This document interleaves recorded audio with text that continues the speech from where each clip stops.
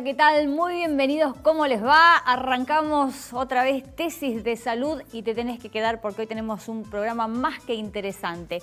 Vamos a tener todos los mitos y las verdades sobre los problemas de la vista, cómo cuidar tus ojitos. También vamos a estar hablando de cirugías estéticas, todo lo que tenés que saber en esta materia. Y además, quizás sentiste dolor alguna vez y recorriste consultorios y nadie te supo diagnosticar qué era lo que tenías. Bueno, puede ser que estés sufriendo fibromialgia. Te vamos a contar de qué se trata. Todo esto en el programa de hoy. Quédate ahí que ya arranca.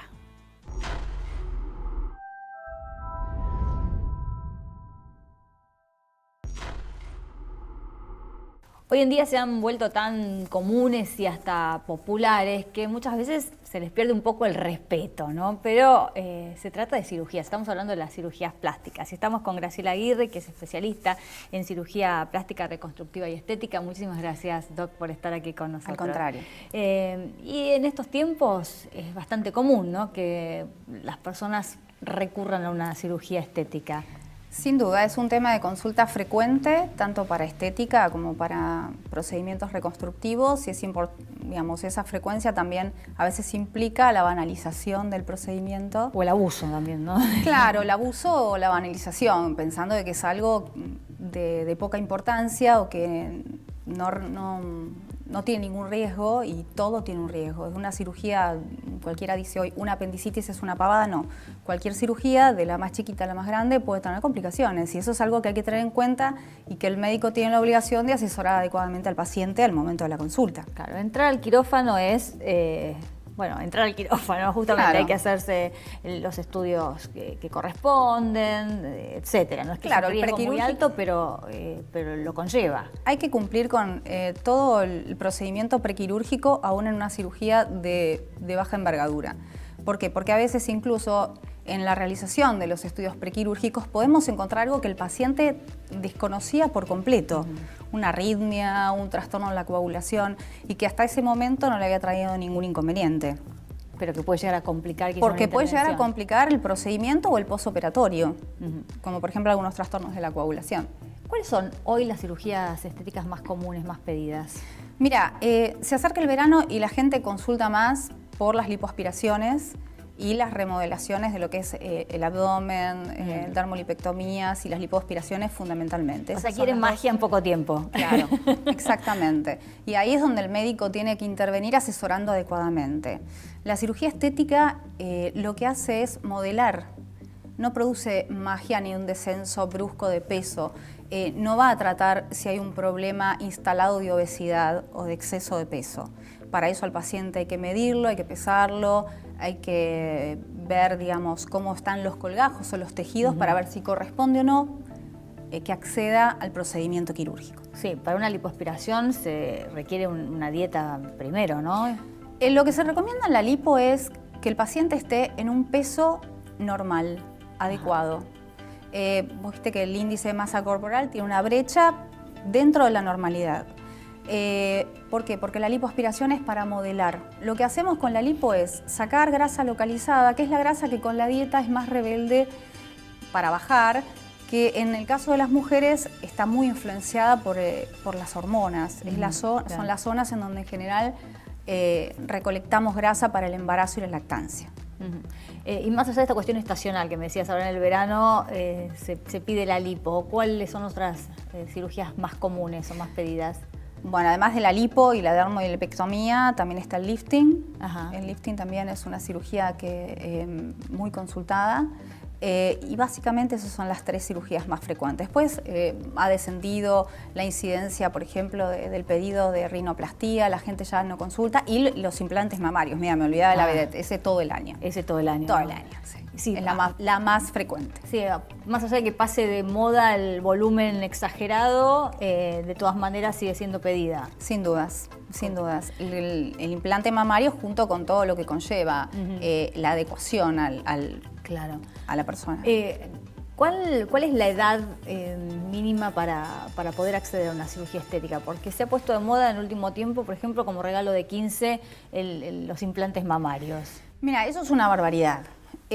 Porque primero que el paciente tiene que ser mayor de edad, en principio. 18, estamos hablando de 18. Exactamente, mayor de edad, porque además de tener la madurez física, de haberse desarrollado todas sus características secundarias, o sea, haber terminado de crecer, para que se entienda fácil, tiene que tener la madurez mental de saber a lo que se va a someter. Claro. Es un procedimiento quirúrgico, digamos, se va a someter a una anestesia general, a una internación. Entonces, no podemos banalizar lo que te decía al principio y por eso es tan importante que sean mayores de edad. Hay algunas cirugías que sí se hacen en menores de edad, como por ejemplo las orejas, que pueden llegar a hacerse, que bueno, la oreja termina de crecer a los 7, 8 años y en algunos casos en particular, donde si hay bullying o hay un defecto muy grande, se puede llegar a operar. Pero en general se espera a la mayoría de edad. Lo mismo, digamos, podemos saltear la mayoría de edad en casos de deformidades, ¿no? Claro. Si hay una nena de 15 años y tiene una asimetría torácica, en donde una mama no está desarrollada, como en el síndrome de Poland u otras patologías, Claro, que pueda ahí influir sí, además en, por ¿no? supuesto. su desarrollo psíquico. Exactamente. O ser traumático. Exactamente. Quizá. Pero en el caso del implante mamario, por un gusto, por simplemente aumentar el volumen de las mamas, esperamos a que sea mayor de edad. Es lo que corresponde. ¿Se puede reemplazar la cirugía por tratamientos no invasivos? Depende. Reemplazar no. Cuando el procedimiento está indicado, posiblemente no tenga otra cosa que lo equipare en resultados. Por ejemplo, si vos vas a tratar flacidez facial, podés hacer tratamientos no invasivos como radiofrecuencia, plasma rico en plaquetas, pero que van a tener un límite. Si vos tenés centímetros de piel que caen, tiene un límite, es decir, los tratamientos no invasivos tienen un límite. Y eso es también, digamos, en donde el médico va a decir, sí, esto puede tratarse o no. Y a veces se combina, ¿no? Claro. Porque dependiendo, vos te podés hacer un lifting porque te sobra mucho tejido, te cuelga el cuello, pero puedes tener necesidad de hacerte un relleno del surconasogeniano por un tema gestual o ponerte botox, digamos. Los tratamientos en cirugía plástica y medicina estética en general se combinan. Nada es un absoluto, en general, excepto excepciones. Claro. En algunas personas, ¿las cirugías estéticas generan adicción? Por supuesto. Sí, sí, sí. Hay mucha gente adicta, fundamentalmente porque, digamos, hay un disconformismo con la imagen corporal y hay un modelo actual que es bastante irreal, ¿no? Es un modelo de revista con Photoshop. Claro. Y la el gente prototipo aspiracional, ¿no? dista mucho de la realidad. Y aunque vos le expliques al paciente que esa imagen no es real, a veces las personas no lo comprenden. Entonces, bueno, ahí hay que hacer mucho hincapié. Sí. Pero sí, en el caso de las adictas, el médico también las tiene que individualizar y ayudarlas porque el médico es el que tiene que poner el límite también. Si es no, es no. El tema es que siguen bollando por los consultorios de encontrar un médico que les diga que sí, ¿no? Tal cual, eso pasa Bueno, muchas veces. Pero ahora está la ética médica por Exactamente. delante que debería primar. Debería primar. Bueno, doctora, muchísimas gracias, muy No, al interesante. contrario. Y hay mucho para hablar sobre cirugías Mucho. estéticas, así que te esperamos en otro programa. Muchas gracias.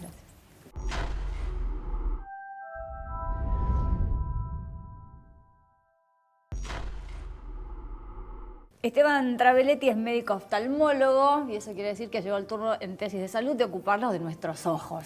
¿Qué tal, Doc? Muy bien, Bueno, muchas yo le gracias. comentaba al doctor que estoy viendo cada vez peor y eso tiene que ver con la presbicia y la edad, así que después nos vamos a dedicar a ¿Cómo no? ese capítulo. Pero primero vamos a hablar de las enfermedades o de las patologías más comunes, ¿no? Como son la miopía, la hipermetropía y el astigmatismo.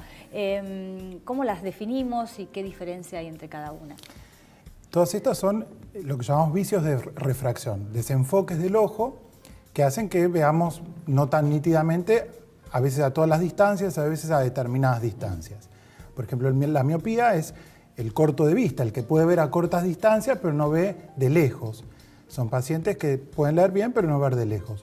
El hipermétrope, por el contrario, son pacientes que se tienen que esforzar para enfocar y les cuesta más enfocar de cerca que de lejos. O sea, están peor, si se quiere, de lejos. Hay otro desenfoque, es el astigmatismo, que se puede combinar con la miopía o con la hipermetropía, que es dado porque la córnea, que es lo transparente que tenemos en contacto con el aire, no es perfectamente esférica, es irregular. Tiene forma, en vez de pelota de fútbol, la pelota de rugby, un poquito deformada. Entonces nos hace ver con fantasmas, un poco desenfocado, y eso afecta a todas las distancias. Todos estos desenfoques se pueden corregir con anteojos, con lente de contacto, son desenfoques corregibles. Hay otros desenfoques que no se pueden corregir tan sencillamente, pero estos con un anteojo se pueden corregir. Y con operaciones, ahora que han avanzado tanto, ¿no?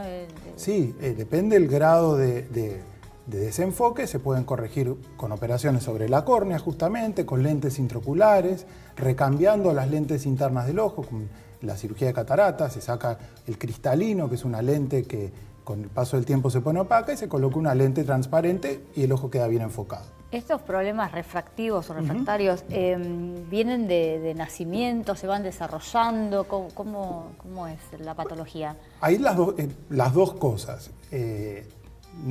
Yo como especialista en pediatría me aboco más a los que vienen de fábrica, de nacimiento, porque pueden dejar una secuela irreparable a lo largo de la vida. Sobre todo los chicos que ven mal de un ojo, que se apoyan en la visión de un ojo y el ojo del otro lado, por un desenfoque de nacimiento, no trabaja mal y se desarrolla poco y les queda lo que llamamos el ojo perezoso. Esos chicos nos preocupan porque los padres habitualmente no lo notan, porque el chico se arregla, ve bien con un lado, del otro lado nadie se entera que no ve, ese ojo no se desarrolla y si no lo tratamos, no lo enfocamos a tiempo y eventualmente no lo obligamos a ejercitarse con parches del ojo que ve bien para hacerlo trabajar con el ojo que ve mal, ese ojo no se desarrolla. ¿Es necesaria entonces una consulta preventiva al oftalmólogo? Seguro. Nosotros podemos medir desde nacimiento cómo está enfocado el ojo, si están enfocados similares o distintos, ya desde el bebé.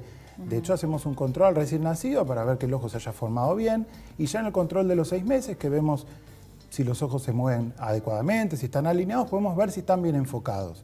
Pero hay otros desenfoques, volviendo a lo que me preguntabas antes, que aparecen a lo largo de la vida, sobre todo en la adolescencia. Y ahora está muy sobre el tapete el tema del uso de los dispositivos electrónicos. Era una pregunta, ¿no? Obligada. ¿Cuánto te perjudica la vista estar tan en contacto con las pantallas? Claro. Es medio controvertido el hecho de que sean pantallas en sí por el hecho de que emitan luz. Lo que sí se sabe es que ver de cerca tanto tiempo estimula al ojo a enfocarse de cerca. Si uno está todo el día agachado, va a terminar con la columna acomodada a esto. Si uno está todo el día enfocando de cerca, el ojo se va a acomodar, sobre todo si uno está en desarrollo, un niño que se está acomodando su ojo para enfocarse, se va a acomodar esta situación de ver de cerca. Entonces, como mínimo hay que incentivarlos a que alejen el aparato. aparato. Que alejen y que no hagan largas maratones. El problema es ver películas enteras en un celular, horas y horas sin descanso. Yo lo que le recomiendo a mis pacientes es, bueno, un rato descanse, haga actividades mirando de lejos, después otro rato, fracciónenlo, al menos no maratones, no darle descanso. Así como el que está agachado cada tanto se estira y cambia de posición, bueno, uno también tratar al ojo sacarlo de esa situación de cerca y no pasar de un celular a un libro, porque para el caso es parecido, claro, o una pantalla. Salir y mirar de lejos y hacer actividades recreativas, deportes. Entrenarlo en otro enfoque. En otro enfoque, exacto. ¿Los ojos se acostumbran a los anteojos? Claro, volviendo a lo que me planteabas al principio, se acostumbran en la presbicia. Uno cuando la presbicia es la debilidad del músculo del enfoque para poder enfocar de cerca. Y si uno lo ayuda mucho a ese músculo no tiene que trabajar y uno rápidamente se acostumbra a esa ayuda y cada vez necesita más. Pero esto no corre para un chico que necesita anteojos. No es que un ojo de un chico que a veces los padres entran, no, ¿cuánto aumento? Se va a acostumbrar, cada vez va a necesitar más, mejor usarlo poco porque te puede hacer daño. No es así para un chico. Si un chico no lo enfocamos, ese ojo no se desarrolla. Distinto es lo que les decimos a un adulto, cuanto menos lo uses por ahí mejor, o la menor cantidad de aumento mejor. En un adulto es negociable, en un chico en desarrollo tenemos que ser implacables con el desenfoque en algunas situaciones porque podemos generar, como te explicaba, un deterioro visual que no tiene reparación. Ahora, una persona que no tiene problemas, que ve bien, ¿puede necesitar de todas maneras usar anteojos? Sí, hay un ejemplo era el que vimos antes, el que no ve de un ojo. A veces uno piensa que ve bien, pero de un solo lado y no está teniendo una visión binocular, es de un solo lado. El anteojo en ese caso se necesita. Otro ejemplo son los pacientes que por esforzarse para enfocar tienen estrabismo, desvían sus ojos. notan ver bien, pero con un anteojo no hay estrabismo. Esos pacientes también, a veces cuesta convencerlos de que se tienen que poner el anteojo, pues si yo me arreglo sin nada, pero el anteojo no es solamente para ver nítido, sino que tiene a veces otras necesidades. ¿Y hay relación entre los problemas de la vista y las cefaleas, por ejemplo, que uno los asocia, ¿no? El hipermétrope, el que se esfuerza para enfocar, suele tener lo que llamamos astenopía. ¿Qué es esto? Cansancio de vista, pesadez, embotamiento. Por momentos a veces se quejan de que por un rato ven borroso y muchas veces por eso cuando van al clínico lo primero que hace es derivarlo al oftalmólogo para descartar que no haya uno de estos esfuerzos para enfocar. También el astigmatismo lo traen. Y en muchas ocasiones un anteojo que no hace falta usarlo en forma permanente, pero estratégicamente indicado para algunas actividades, alcanza para dar el descanso que saca este síntoma. Perfecto, entonces yo sigo estirando un poquito el bracito, me Lo la más banco posible. lo más posible. Sí, sí. Perfecto, gracias Doc, un No, placer, por favor, muchísimas un gusto gracias. estar acá.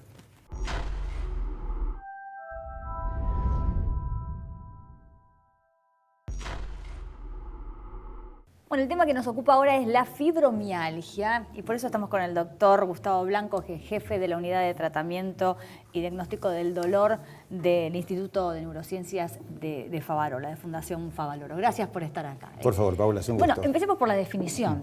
¿Qué es la fibromialgia? Acorde cómo fue evolucionando la medicina en los últimos años, todo tiene que tener una definición muy precisa. Y en este caso, que es una situación conflictiva, creo que la definición más práctica no es la que dicen los libros. Es una persona que siente dolor ante distintos estímulos que otras personas no lo sienten. Y a lo mejor eso nos saca un poco de una carga pesada de tener que buscar ciertas definiciones, ciertos criterios y demás, que es justo uno de los problemas graves que tiene el dolor en la medicina actual. Porque la mayor parte de la medicina actual se rige por conceptos en los cuales yo tengo un estudio que me muestra una alteración, un dato de laboratorio, que me marca un camino, que me marca un rumbo, y dolor es lo que alguien siente.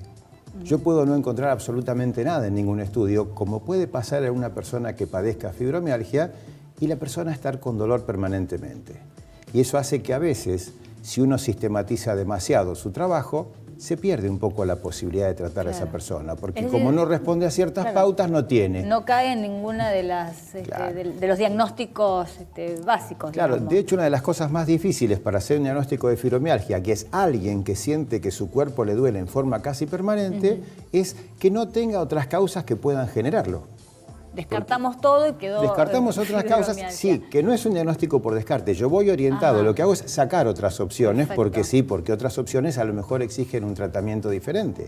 Pero realmente es una situación extremadamente compleja, porque como todo dolor que compromete la vida de una persona, va a arruinar la actividad física, va a arruinar el descanso, va a arruinar la vida en comunidad. La calidad de vida en general. Destruye la calidad de vida. Ahora, doctor, ¿nos referimos a dolor en alguna parte del organismo en particular? Digo, en las articulaciones, en los órganos. Justamente, puede doler cualquier parte del cuerpo y lo que menos compromiso tiene habitualmente son las articulaciones. Generalmente es más frecuente en mujeres, es raro que se produzca en hombres, pero el dolor es más de toda la parte corporal. Si alguien viene y me dice, mira, me duelen las articulaciones del dedo, me duele el codo y demás, difícilmente yo llegara a pensar que tiene fibromialgia. Pero un criterio difícil de aplicar en la medicina en nuestros días es que alguien puede tener más de una afección. Entonces alguien puede tener fibromialgia y además tener otra afección que esté produciendo eso. Y eso hace que sea más difícil su diagnóstico. Claro. ¿Cómo, una vez que se llega a este diagnóstico, que evidentemente es complicado, ¿no? Sí. Por todo lo que mencionábamos, ¿cómo se trata? ¿Cómo se aborda? El dolor es una percepción que se registra a nivel del sistema nervioso central. Dicho de una manera simple, si no hay cerebro, no hay dolor. Bien. Por lo tanto, ¿cómo vamos a actuar con esta clase de personas? Si bien registran dolor en distintas partes del cuerpo, uno se fija y gran parte de los medicamentos y los tratamientos que aplicamos son justamente para tratar la acción del dolor en el sistema nervioso central. Actuamos con algunas drogas antiepilépticas, actuamos con algunas drogas antidepresivas, actuamos con drogas analgésicas, no porque el paciente tenga epilepsia ni tenga depresión, sino porque actúan en los mecanismos generadores o perpetuadores del dolor. Entonces me permiten facilitar todo esto. Y generalmente es complejo el tratamiento y exige asociar distintas drogas. Es muy raro que alguien venga, uno haga un diagnóstico compatible con fibromialgia, le dé una medicación y a la vez siguiente venga y me diga estoy bárbaro. Puedo dormir, no me duele, hago actividad, pienso, porque compromete la capacidad de pensar también, obviamente, todo esto. Con una salvedad, que muchos de los medicamentos que usamos nosotros también van a comprometer las funciones intelectuales de la persona y tenemos que ser muy cautos en eso. Pero drogas que actúen ¿dónde? En sistema nervioso central. Mecanismos y técnicas de relajación, técnicas de elongación, técnicas de actividad física de bajo impacto van a permitir que el paciente pueda ocuparse en distintos aspectos. No es solamente el concepto farmacológico del tratamiento. Hay que hacer tratamiento realmente combinado. Integral. Integral y además el apoyo psicológico, porque partamos de una base que alguien que llegó a la consulta tiene una calidad de vida totalmente destruida. Sí. Entonces, eso necesita apoyo, sí o sí. ¿Y cómo sabemos que no se trata, por ejemplo, de un hipocondríaco, ¿no? Porque al no tener manifestaciones tan puntuales o visibles esta enfermedad... Bueno, parte de la posibilidad diagnóstica surge de la experiencia de quien va a hacer el diagnóstico. Lamentablemente hoy en día la difusión de todas las cuestiones médicas es tan grande que hay gente que cree que leyendo una o dos publicaciones o uno o dos artículos ya está preparado para hacer diagnósticos complejos. Sí. No es así, hay que pasar un cierto periodo de entrenamiento para poder aprender todo esto. Pero eso que vos decías es muy preciso. De hecho, las viejas clasificaciones de fibromialgia ponían al hipocondríaco como una clasificación. Hoy en día se llama trastornos de somatización y de hecho es una de las pocas afecciones de dolor corporal que deberían tratar los psiquiatras. Claro. Y que es muy difícil encontrar a alguien que esté encaminado en ese terreno para poder tratar a estos pacientes así. El trastorno de somatización es una enfermedad mental que hace que la persona sufra dolor. No es que está simulando. Lo percibe. No es el simulador, está sintiendo dolor. Y tenés que tratarlo con unas condiciones muy especiales de tratamiento, extremadamente complejas. Pero, al menos en mi experiencia, te diría que la persona que sufre dolor y no tiene causa, por llamarlo de alguna manera más fácil de entender, es de muy poca posibilidad de verse en la práctica diaria. Hay un error de concepto que es, el paciente va a la consulta, tiene un dolor y como no se le encuentra nada en un estudio, se cree que está inventando, que está sintiendo que es un hipocondríaco. Si uno hiciera un análisis más cruel de todo esto y más crudo de todo esto, veríamos que la mayor parte de las veces es la falta de capacidad del médico y no la dolencia del paciente. El problema es ese puntualmente. Claro, es interesante. Es el paciente que llega al consultorio y dice, doctor, me duele todo el cuerpo. Me duele todo el cuerpo, hace 3 años que estoy dando vueltas, me han hecho montones de estudios, me dicen que no tengo nada. Y eso es salvaje para con la persona, porque generalmente el paciente va va acompañado por un grupo familiar, con gente que va y le dicen, miran los estudios, le dicen, no tenés nada. No tenés nada, acaban de destruir la vida de esa persona. Claro. ¿Por qué? Porque los estudios no muestran las cosas que sí sufre la gente. Y ese es un concepto completamente distinto y 100% aplicable en dolor. Claro, ¿cuánta gente por esto se acostumbra a convivir con el dolor y a tener una calidad de vida que está lejos de ser la ideal porque no se encuentra, no se da en la tecla con el diagnóstico? Y te planteo algo más grave todavía.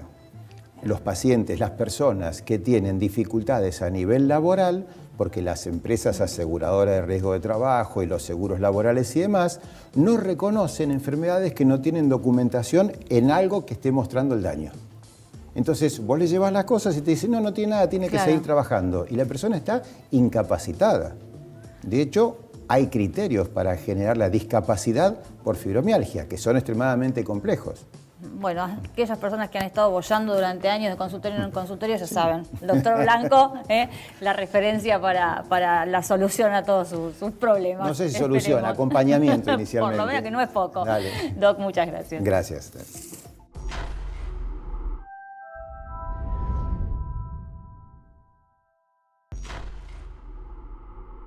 Y este es el final de Tesis de Salud del día de hoy. Nos reencontramos la próxima semana. Gracias por estar ahí del otro lado. Te esperamos. Chao.